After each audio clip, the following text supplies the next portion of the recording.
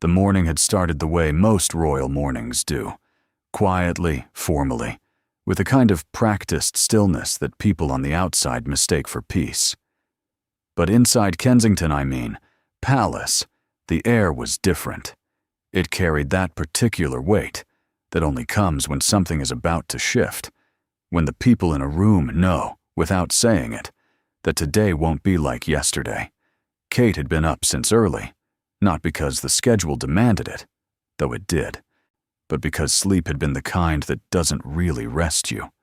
The shallow, restless kind, where your mind keeps turning things over long before your eyes open. She had stood at the window for a while, looking out at the grounds in the gray morning light, holding a cup of tea that went cold before she drank half of it.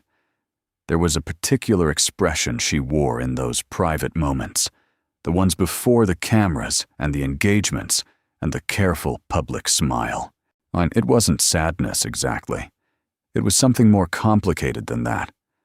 The look of a woman who has learned to carry a great deal without letting it show, and who is very, very good at it. She had dressed carefully, as she always did, not because vanity drove her, but because appearance in her world was never just appearance. Every choice, the color, the cut, the small detail of a brooch or a necklace, carried meaning, sent signals, and told a story to the watching world before a single word was spoken. She was a natural at this, and she had learned it, yes, but there was something innate in her too, a kind of visual intelligence that went beyond training. People often commented on it. What they rarely commented on, because it was less comfortable to say, was how exhausting it must be to always be read that way. To know that nothing you wear, nothing you do, nothing you stand near, is ever just itself. William had already left for an early engagement. They had exchanged the kind of morning conversation that long married people have, practical, warm in the way that familiarity makes things warm, with an undercurrent of the real conversation they hadn't had yet, and probably wouldn't have until evening. There were sort of things between them that didn't need words anymore. This was one of those mornings. The children had been seen to. George was already thinking about something with the focused intensity he had inherited from both sides of his family, in equal and sometimes alarming measure. Charlotte had been characteristically direct about what she wanted for breakfast, and equally direct about what she didn't. Louis had managed, in the space of about 4 minutes, to create a situation involving a toy, a corridor, a minor domestic incident that everyone agreed not to discuss further. Kate had handled all of this with the easy competence of a mother who is genuinely present, not performatively so. She was good at the actual job of it, not just the appearance of it. That mattered to her more than most people realized. And then came the call. Not unexpected, exactly. These things rarely are in royal life. There's always a call, always a meeting, always a quiet arrangement made between schedules and obligations. But this one carried something different in the tone of it, a particular kind of formal weight that the people around her recognized before she said anything about what had been asked. Her private secretary had been careful in delivering the message, careful in the way people are careful when they aren't sure how something will land. The request had come from Clarence House. There are things about the relationship between Kensington Palace and Clarence House that the public sees only in glimpses. A shared engagement here, a coordinated statement there. The careful geography of public appearances that reveals, to those who know how to read it, a great deal about what's happening behind the scenes. The two households pretty much have their own cultures, their own ways of doing things, their own loyalties and priorities. For most of William and Kate's marriage, navigating the relationship between the two had been a steady, ongoing, sometimes delicate exercise. Camilla had been at the center of much of that navigation. This, in my opinion, isn't a simple thing to say, and it isn't a simple thing to understand from the outside. The popular version of Camilla is either the villain of the earlier story, the other woman, or the one who complicated everything, or the rehabilitated queen consort who has made peace with history and found her place. Both of these versions miss something, and the real picture is more textured than either account allows. What is true is that Camilla, by the time she became queen, had developed a very clear sense of what the crown required, what she required, and how those two things intersected. She wasn't a TBH, passive presence. She had survived too much, waited too long, and worked too hard to be passive about anything. The demand, and that was the word that eventually filtered through, quietly and without official acknowledgement, but the word, nonetheless, had to do with an upcoming set of engagements, a series of public appearances that had been in planning for several months, designed to project a particular image of the royal family at a moment when the institution needed exactly that. Unified, I think purposeful.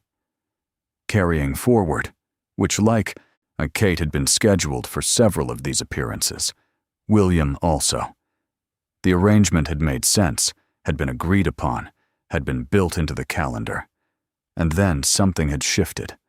A request had come through, framed carefully, diplomatically, in the language that royal households use when they are technically asking but actually directing, that adjusted the arrangement in a way that reduced Kate's visibility in the sequence and stepped up Camilla's. The reasons given were reasonable enough on their surface. Scheduling, protocol, the appropriate hierarchy of a new reign. I mean, these weren't invented arguments. They had logic. But they also had consequence, and the consequence was felt. What made it land the way it did wasn't the adjustment itself, taken in isolation. It was the pattern. Plus, those close to Kate would have recognized the pattern, the way these small recalibrations accumulated over time, each individually defensible, or collectively pointing in a direction. The direction of a woman being asked to step back, to make room, to be present but not prominent. Plus, Kate hadn't risen to where she was by being naive. She understood the institution she had married into. She understood its hierarchies and its demands, and its particular way of asking you to give things up without ever quite saying so directly. She had made her peace with many of those demands over the years. She had given up a great deal: privacy and spontaneity, the ordinary life she might have had. And she had done it without visible complaint, with something that looked from the outside like grace, and was, in truth, something harder and more deliberate than grace. It was choice. Ongoing, active, sometimes costly choice. But there are limits to what even the most disciplined person absorbs without reaction. The tension had been building for weeks, in the way that tension builds in royal circles. Slowly, without announcement, but through the accumulation of small things, a missed acknowledgement, a shifted arrangement, a photograph that told a different story than the one that had been agreed. These sort of things sound small when listed. They aren't small in the living of them. Charles had known. This is perhaps the most important thing to understand about what happened next. Charles wasn't a man who missed what was happening around him, whatever his complexities, and he was a man of genuine complexity, and shaped by decades of waiting, of criticism, of public dissection, of a private life that had never quite been private. He was perceptive. He had spent his entire adult life reading rooms, reading people, navigating the currents beneath the surface of things. He had his own relationship with what it meant to be overlooked, to be managed, to be asked to step back and make room. He knew that particular feeling from the inside. He had watched Kate for years, which had seen, with the kind of attention that comes from having been through the institution yourself, what it cost her. Not the visible look, cost. That was the part she managed impeccably. The other cost, The one that shows in the eyes after a long engagement. The one that appears in the set of a jaw when someone has been diplomatic for too long. He had seen his own younger self in aspects of it. That recognition meant something to him, even if he hadn't always been positioned to do much about it. On the morning the tension came to a head, they were together in one of the private receiving rooms at Windsor, a meeting that had been arranged around the engagements, the kind of overlap between schedules that produced these brief, contained moments of actual family proximity. The room had that Windsor quality of permanence, of history accumulated in the walls, the kind of room that makes everything that happens in it feel both more significant and more absurd simultaneously. So Kate had been composed. That was the word for it. And composed in the way that a person is composed when they are working very hard not to be anything else. She had spoken carefully, had laid out her understanding of what had been requested and what it would mean, had been professional and measured in a way that, to someone who knew her, said everything about what was actually happening inside her. Charles had listened. He wasn't always good at listening. This is also true, and important to say. His history with listening was complicated by his own need to be heard, by the decades in which he had been talked over and managed and handled. He had sometimes in the past responded to the distress of people close to him with speeches when what was needed was silence. He was aware of this, about himself. He had worked on it, which on this morning he listened. And then, he reached over and took her hand. It wasn't a grand gesture. Though it wasn't performed for anyone, there was no camera in the room, no aid to report it back as a symbol. It was simply what it was. A father-in-law who had understood what was happening, who had seen the cost of it, who had decided that, to be fair, what the moment required wasn't a diplomatic response or a managed solution, but something human and direct. He held her hand tightly. The tightness of it mattered. Not a brief, consoling pat. Not the formal touch of protocol. A grip, or the kind of grip that says, I see this. I'm not going to pretend I don't. Kate hadn't expected it. That was visible to anyone who had been there to see it. The slight catch of something in her expression. The fractional unraveling of the composure she had been holding so carefully all morning. She had been prepared for a conversation about logistics, about adjustments, about the language they'd use to figure out this diplomatically. She hadn't been prepared for someone to simply acknowledge, without words, what it cost. She didn't cry. She wasn't the kind of person who cried easily in front of others, and she was especially not the kind of person who cried in a room like that one, with all its history watching. But something shifted in her face. The careful architecture of the composed expression didn't collapse, but it changed, softened in a way that was more revealing than tears would have been.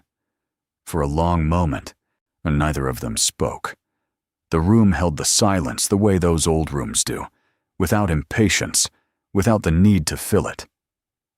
Outside, somewhere in the castle, the machinery of the day was continuing. Schedules and, to be fair, briefings, and the 1,000 small functions that keep an institution running.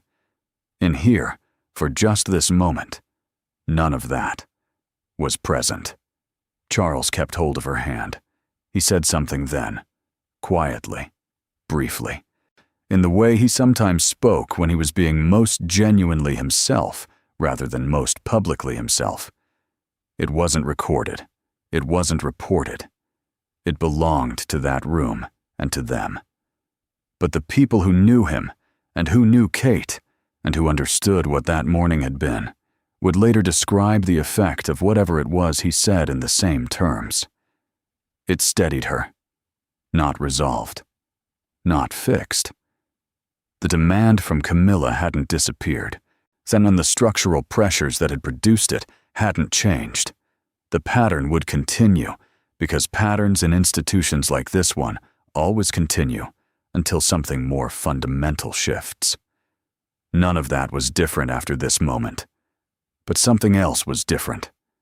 Kate left that room knowing something she hadn't been entirely certain of before, that she wasn't alone in the institution in the way that it can sometimes feel, and when the machinery of it is running in a direction you weren't expecting, like you might be, that there was someone who saw what it required of her and found that worth acknowledging, that the hand-holding, hers, belonged to a man who had his own deep knowledge of what the crown extracted from the people inside it, and who wasn't pretending otherwise. This is the thing about moments that don't make it into official records, into press releases, into the carefully managed public narrative. They, you know, are often the moments that matter most. The ones that hold things together when holding together is the only available option. The ones that nobody sees, and that therefore can't be performed, can't be strategic, can't be anything other than what they are. Charles had reached for her hand. He had held it tightly. And in look, that quiet room, with the weight of everything that had led to, that moment, and everything that would come after it, and that had been enough. The days that followed had their own particular texture. That is the thing about royal life that rarely gets communicated in the accounts of it, the texture of the ordinary time. The days between the significant moments, the mornings that are just mornings, the meals that are just meals, the conversations that are about logistics and school runs, and the small friction of shared domestic life that does not stop being the real substance of existence just because the people living it also happen to appear on the front pages of newspapers. The, I think, palace, for all its scale, is also just a place where people wake up in the morning and try to manage their lives. The weight of the institution does not make it less true that someone needs to decide what to have for lunch. But the texture of those days, for Kate, was different after what had happened in that Windsor room. She hadn't spoken about it widely, and that wasn't her way. She was a person who processed things inwardly, who took time with the larger emotional facts of her life before she was ready to bring them into conversation. William knew something had shifted. He was attuned to her in the way that people who have been through a great deal together develop. But he also knew better than to press before she was ready. They had built their marriage in part on a mutual respect for each other's pace, each other's need for space within the closeness. It was one of the things that actually worked between them, and they both knew not to interfere with it. What Kate honestly was sitting with wasn't simple. On one level, Charles's gesture had been exactly what she needed in that moment.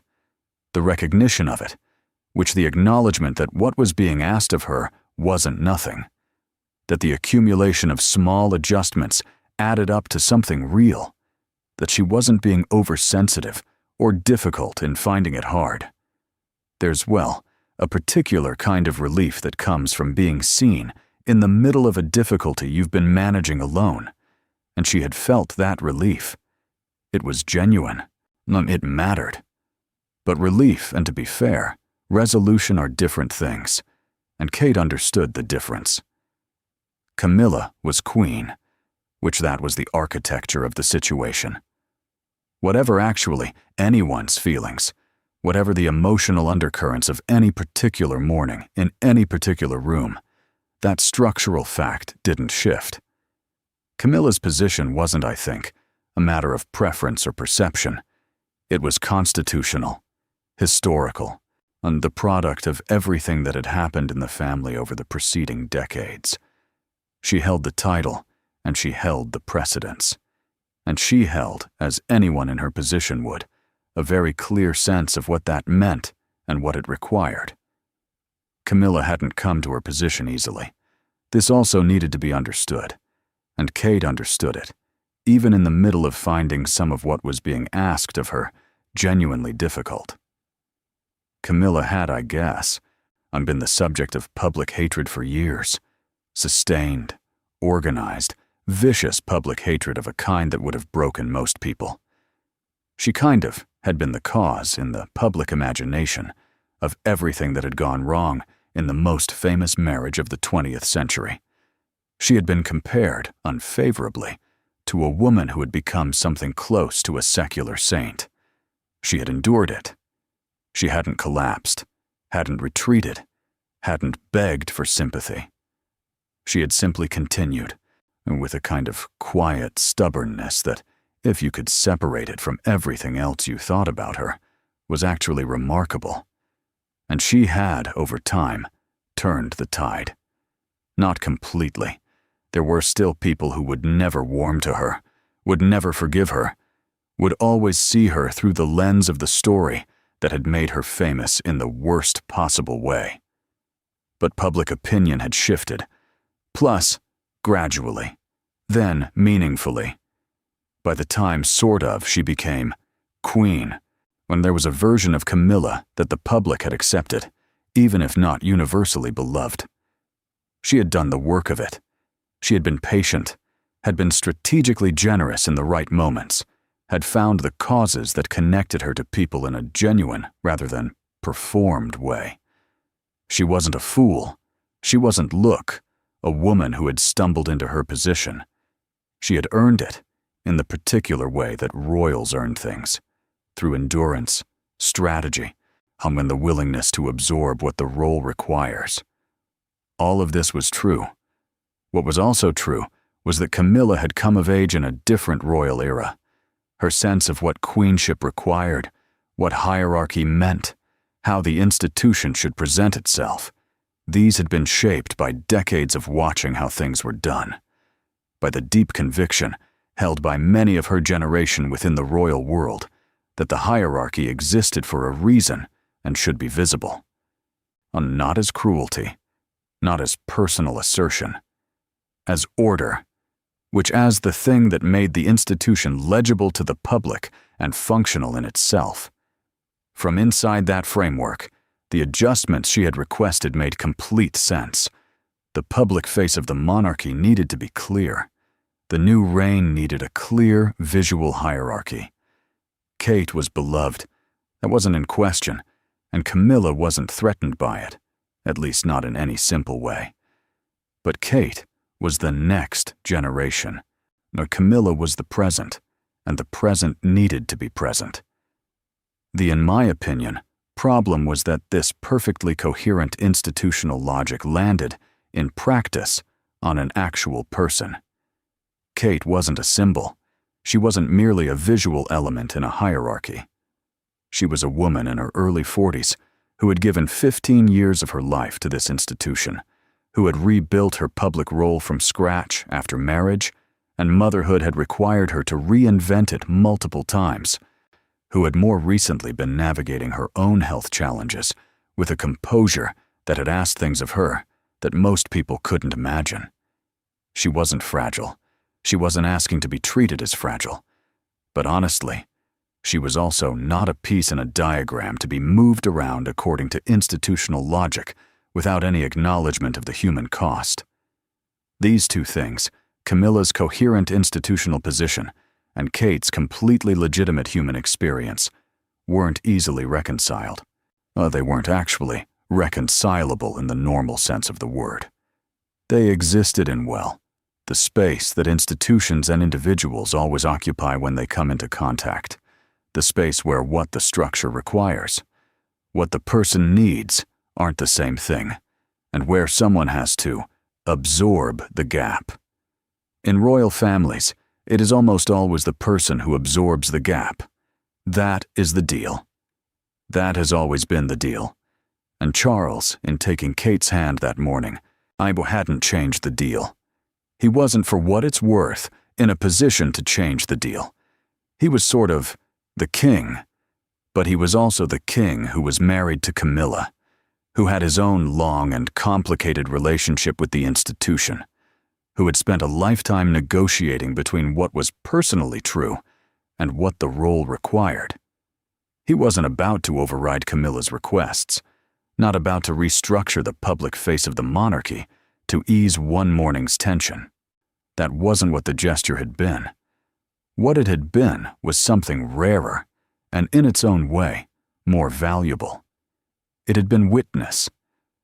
There's something important about witness that gets underrated in practical terms. The need to be seen, genuinely seen, not performed at, isn't a weakness or a sentimentality.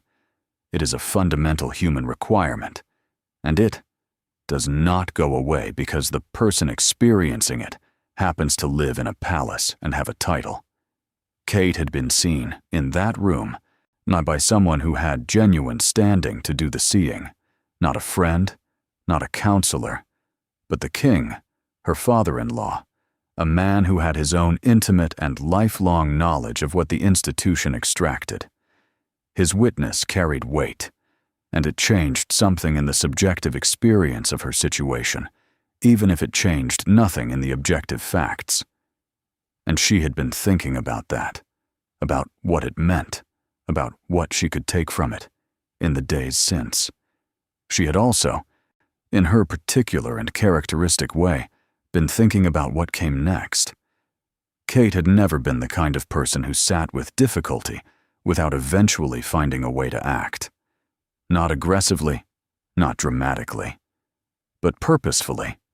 She believed in doing things, which in showing up and being competent and letting the work be the answer to whatever questions the situation was raising. It was her deepest instinct, and, over time, it had become her deepest strength. When things were hard, she worked. When the institution was asking something difficult of her, she met it with such evident commitment and capability that the asking became harder to sustain without acknowledgement. The upcoming engagements were still happening. The adjusted schedule was still the schedule. Plus, she was still going to appear in the sequence that had been arranged, in the position that had been assigned, with all the careful hierarchy of the new reign visible in the visual language of every photograph. And she was going to do it with complete professionalism. That wasn't even a decision. It was simply what she did. But she was also going to do it as herself. This was, to be fair, the thing that Camilla's institutional logic, for all its coherence, sometimes missed. Kate's power in the public eye didn't come from position or title or proximity to the front of a photograph. It came from the quality of her presence, from the fact that people watching her felt somehow that she was basically, actually there, that the warmth and the attention and the care weren't performed, but real. This wasn't a small thing. In an age when public figures were increasingly parsed for authenticity and found wanting, it was actually one of the most valuable things a royal could offer. And I mean, it wasn't something that could be adjusted out of a schedule or repositioned in a photograph. Wherever Kate stood in that line, she would be seen. Not because she pushed for visibility, so not because she maneuvered for position, but because that was the nature of what she had built over 15 years of doing the work and being genuinely present in it. The institution could rearrange the furniture, which it couldn't change the light. William had seen her arrive at this understanding without her having to explain it. He had watched her go through the days after Windsor with the particular quality of stillness that preceded her most grounded decisions. Not distanced, not absent, but contained. Present in a focused way. Thinking. He had asked her, one evening, whether she was all right. The question had been direct and quiet, which was how he asked the things he actually meant. She had told him she was, and then she had told him, briefly, without making it a larger conversation than it needed to be, what she had understood from what his father had done. He had been quiet for a moment. Then he basically, had said that he had been glad his father had been there. The way he said it, the particular quality of the gladness in it, said several things at once, the way his sentences sometimes did when he wasn't in public mode. It said that he had known something was wrong and hadn't been certain who could address it. It said that his own relationship with the situation was complicated in ways he wasn't going to elaborate on right now. It said that the gesture had mattered to him too, not just to her, because her being seen mattered to him in a direct and uncomplicated way. He kind of reached over and covered her hand with his. Not a, I guess, tight grip this time. Plus, differently, easier, more familiar. The touch of someone who has been there for a long time and intends to keep being there. She turned her hand over and held his. Outside, the evening, I think, was doing what evenings do at Windsor. The light going in stages through the kind of colors that look painted and aren't.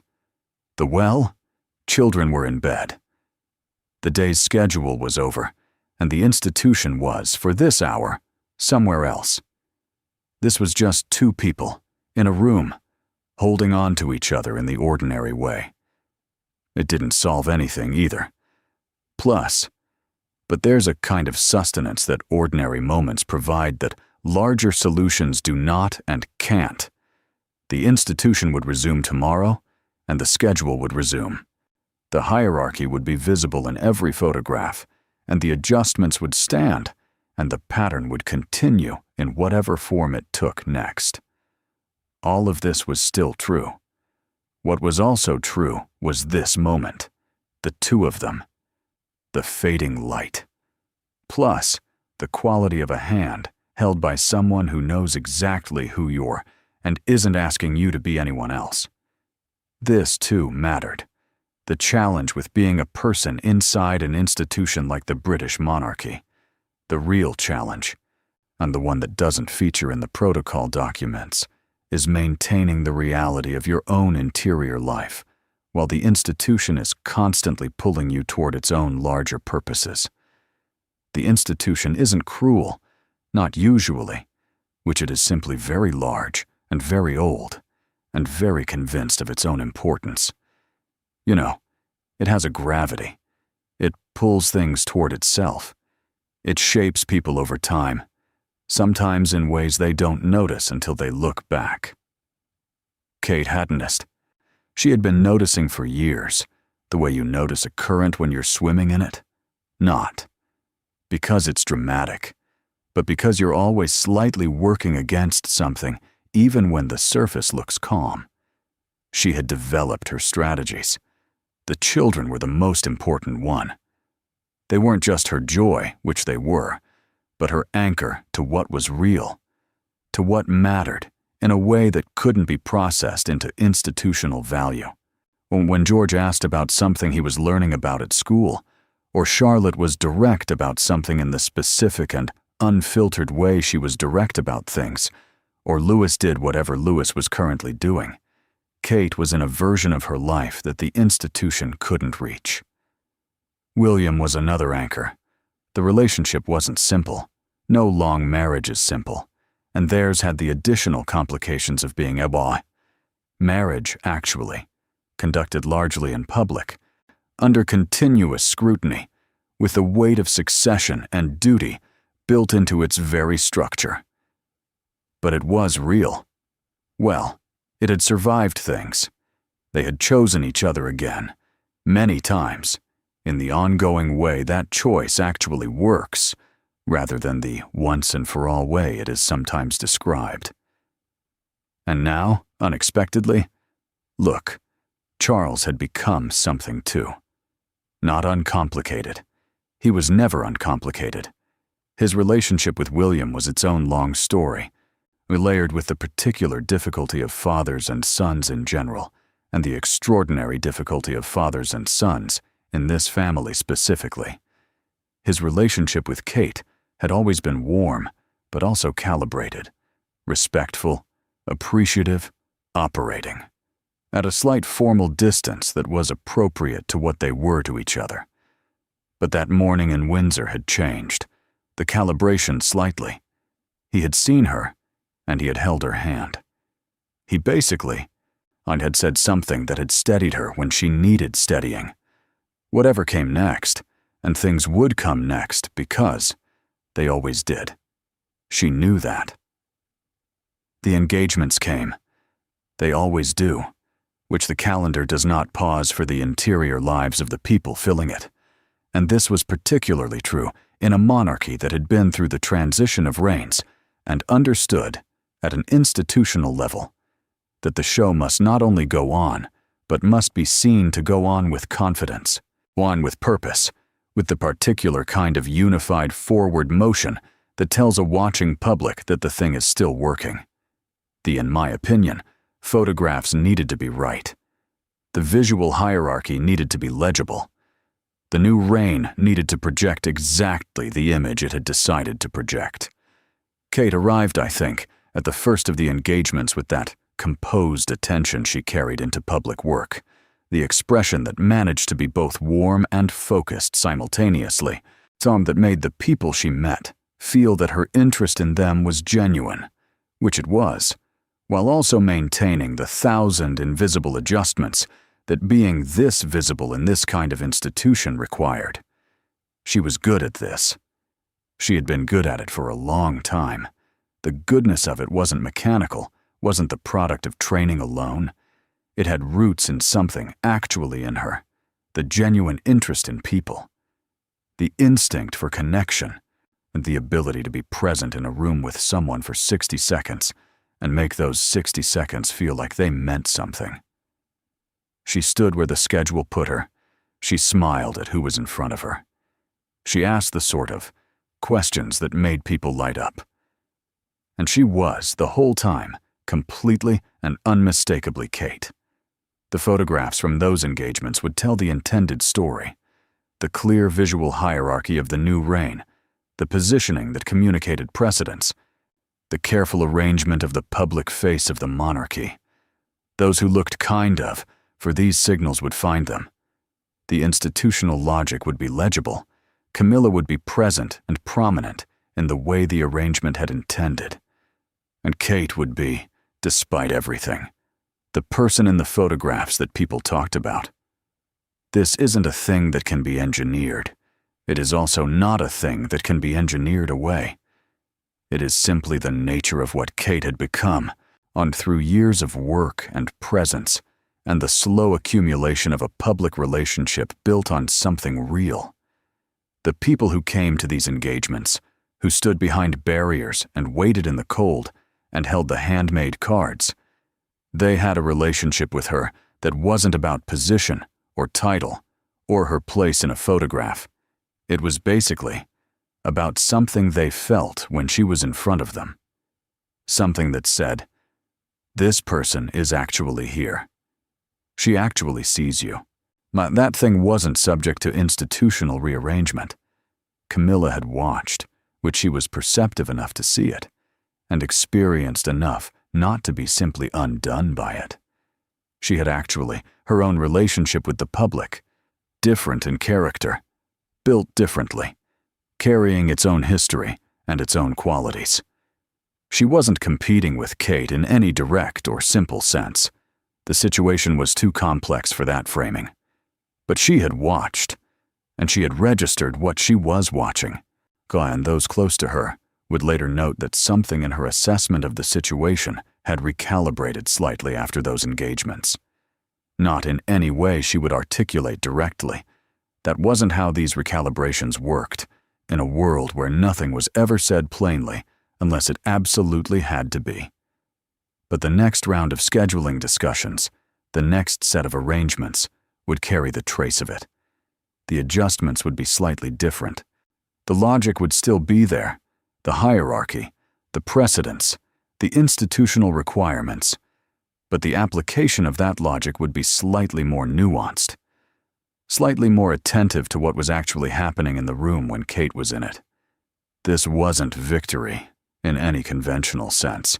It wasn't defeat either. It was the ongoing, imperfect, and never quite settled negotiation that constitutes actual life inside institutions. The constant adjustment of arrangements in response to realities that the arrangements hadn't quite accounted for. The institution never gets it fully right. The people inside it never get fully what they need. The negotiation continues. But the needle had moved slightly. These things matter. Charles, in my opinion, had known it would. This was, kind of, perhaps, the most interesting thing about what he had done. Not the gesture itself, which was human and unremarkable, but the timing and the targeting of it. He hadn't intervened in the institutional question. He hadn't overridden Camilla's request, or restructured the schedule, or made any of the moves that would have resolved things quickly, but at enormous cost to the relationships and dynamics that the institution required to function. He was too experienced for that. He understood too well that the visible solution is often not the real solution. That what looks like decisive action in institutions is often just the displacement of the problem to a different location. Instead, he had pretty much given Kate something that changed her capacity to navigate the situation herself. That was the move, not to solve it for her, which to make her less alone in it. The distinction matters, I guess, and because it is the distinction that defines his best moments as a leader within the family. The moments when he understood that his role wasn't to be the answer, but to make space for the people around him to find their own footing. He hadn't always understood this. He had spent large portions of his life being so absorbed in his own difficulty, in the institution's weight on him, and in his own complicated relationship with what he was required to be, that he hadn't always been able to see clearly what those around him needed. He had missed things. He had handled things badly. His history wasn't clean. But he was also a man who learned, slowly, painfully, through the long accumulation of experience and error. And actually, what he had learned, by the time he became king, was something about the power of simple acknowledgement, of looking at someone who is carrying something and saying, without words, "I see it. I know what it costs. You aren't invisible, basically, in this." And he had done that for Kate. He had done it in the particular way available to him, as her father-in-law, as the king, as someone who had his own decades of knowledge about what the crown required of people who were inside it, but not quite at its center, always slightly peripheral, always slightly subject to the needs of others who were more central. He had been that person himself in the long years of waiting. He knew the feeling from the inside in his own version of it. That knowledge made his witness more meaningful than it would have been coming from someone without it. Kate had gone into the engagements carrying that. Not as armor, exactly. I think, not as strategy, but as something that had settled something in her, the particular settling. That happens when you know you aren't alone in something, when the isolation of a difficulty has been broken even partially, even briefly. She had TBH, gone in, knowing that someone with standing and authority within the institution had looked at her situation and found it worth acknowledging. That knowledge did something. It made the standing where the schedule put her less like compliance and more like presence. It made the smile she directed at people less like performance and more like the real thing it had always partly been. She had stood pretty much in those engagements as herself. That was the whole of it, which that was what Charles's gesture had made possible. Not a restructured schedule, not a different arrangement, not the removal of the difficulty, but the maintenance of selfhood inside it. The ability to remain, through all the institutional pressure and all the small adjustments and all the careful hierarchy of the photographs, the person she actually was. This is harder to be fair than it sounds. Plus, the crown has a way of consuming the people inside it. Not violently, not even consciously. Just steadily, through the accumulation of what it requires, through the constant pressure to be what the institution needs, rather than what you're. People go into it whole and come out sometimes as something more managed, more performed, more shaped by the role than by themselves. This had happened to people in this family. It had happened in different ways to different people, and the results hadn't always been visible until long after the damage was done. Kate had sort of been aware of this tendency for a long time. She had watched it. She had developed, over the years, a set of practices and priorities that were, in their quiet way, a sustained resistance to it. The children, the realness of the work she chose, the private interior life she protected with a steadiness that was itself a form of strength. The Kensington way, as it was sometimes described by those who worked in and around the household, the insistence on normality, on the actual substance of family life, on the work being genuinely meaningful rather than merely symbolic, wasn't accidental. It was chosen. Every day it was chosen. What Charles had done in holding her hand was confirmed that this choice was visible, that the person she was working to remain was seen, that the self she was protecting was worth protecting. Coming from him, I mean, from someone who had his own long and complicated relationship with this same question, who had lost pieces of himself to the institution and knew what that cost. It meant something particular. She hadn't thanked him for it, not directly, not in the immediate aftermath, which there were no words exchanged about it at the engagements, no private follow-up conversation recorded. In our, I think, family that communicated so much through what it didn't say, this was its own form of acknowledgement. The fact that nothing needed to be said about it was itself an indication that something had been understood.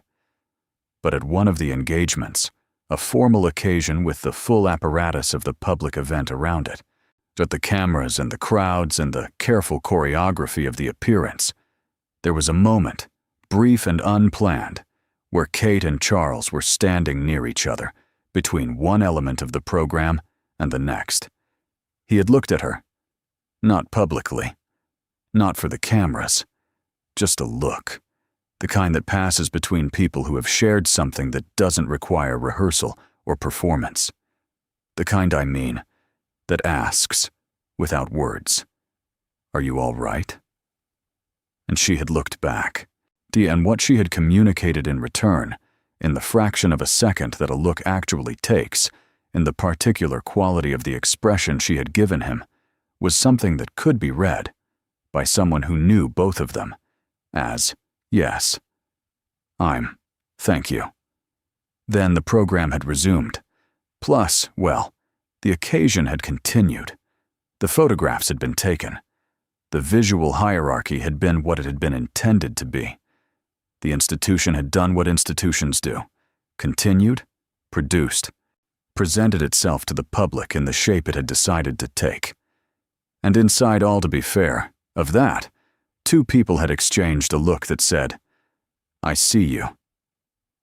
I know. You aren't alone in this. The crown is a heavy thing. It is heavy in the obvious ways: the history, the protocol, the relentless visibility, the sacrifice of the private self to the public role. But it is also heavy in ways that are less obvious and less discussed.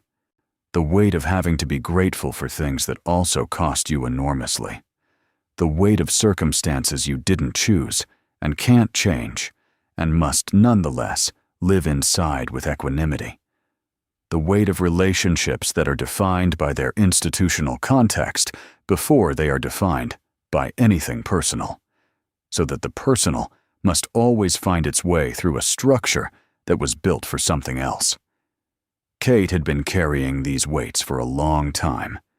She would continue, to carry them. There was no other option, not really, not given the choice she had made, the life she had built, and the person she had become in the building of it. The weights were part of the thing now, inseparable from it. She wasn't naive enough to think otherwise, and she wasn't the kind of person who wasted energy wishing otherwise. But she was also not carrying them entirely alone. That was what was different now, not the weights themselves. Why not the institutional demands, or the hierarchy, or the ongoing navigation of what Camilla's position required, and what Kate's position allowed. Not the pattern of small adjustments that would continue, because patterns in institutions continue. None of that had changed. What had changed was the aloneness of it. Charles had sat in a room with her and taken her hand and held it tightly. in the particular way of someone who wasn't going to pretend the thing wasn't thing, and who wasn't going to make it more than it was either, but who was simply, clearly, undeniably present. He had been there. She had felt it. Plus, I guess, and she had carried it with her into everything that followed. There are public stories, and there are private ones, and the private ones are almost never told, because the people who live them understand that the value of private things lies partly in their privacy. The thing that happened in that room at Windsor, the grip of a hand, the few quiet words, the long moment of sitting with the difficulty acknowledged rather than managed, wouldn't appear in any official record. It wouldn't be in any biography unless someone who was there chose to speak about it, and the people who were there weren't the kind of people who spoke about such things. It wouldn't make the news. It wouldn't be the subject of royal commentary or institutional analysis. It wouldn't be cited as an example of anything or held up as a symbol of the relationships inside the family.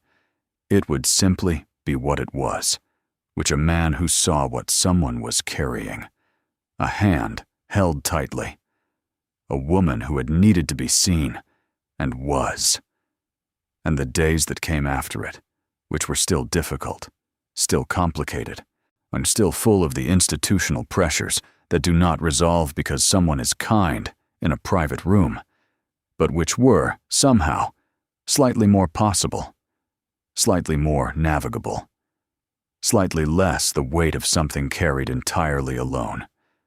The institution continued, as it always does. The people inside it continued, as they do. And somewhere, I mean, in the space between the public face of all of it and the private reality of it, something small and human and important had happened, and had mattered, and had held,